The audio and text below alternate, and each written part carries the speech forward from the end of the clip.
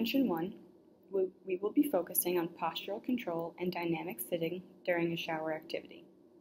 We will begin with the client in a seated position and will use NDT handling in order to promote active control.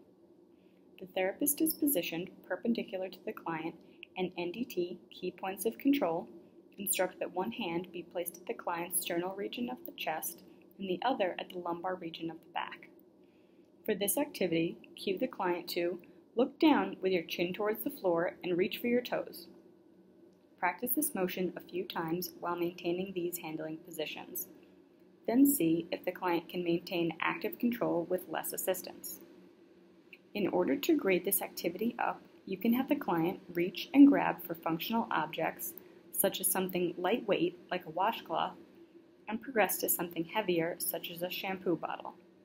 The client can be educated on functional ways to carry over this intervention by practicing donning and doffing socks or shoes at the edge of her bed daily. In order to prevent secondary complications for this particular client, foot washing and checking is necessary due to her diabetes diagnosis. Another safety measure may be to educate the client on possible fall prevention techniques in the bathroom in order to prevent falls.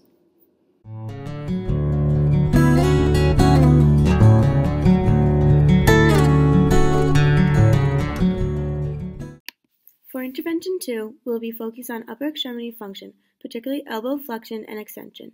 We'll begin with the client in a seated position at a table and we'll use a rude sensory motor technique in order to facilitate movement with controlled sensory input. For this session, the therapist will utilize the vibration technique to facilitate the biceps and triceps for elbow flexion and extension. Cue the client to reach and grab that cup and bring it towards yourself on the table, while the therapist uses a vibrating wand to stimulate the triceps during elbow extension and biceps during elbow flexion. Practice this motion a few times with vibration, then see if the muscle facilitation can carry over in this activity once vibration is discontinued. In order to grade this activity up, ask the client to incorporate flipping and stacking cups once they are brought from an extended reach position to an elbow flex position. The client can be educated on functional ways to carry over this intervention by practicing reaching with her hemiarm while seated in bed for objects such as a TV remote, a cell phone, book, or any small objects on the bedside table. In order to prevent secondary complications for this particular client, the ultimate goal of modified independence in feeding will be utilizing adapted utensils for safety. These adaptations can include built-up handled utensils, universal cup, handled mugs and cups, and a rocking knife to reduce feeding difficulties and prevent spilling liquids or cutting injuries that may occur.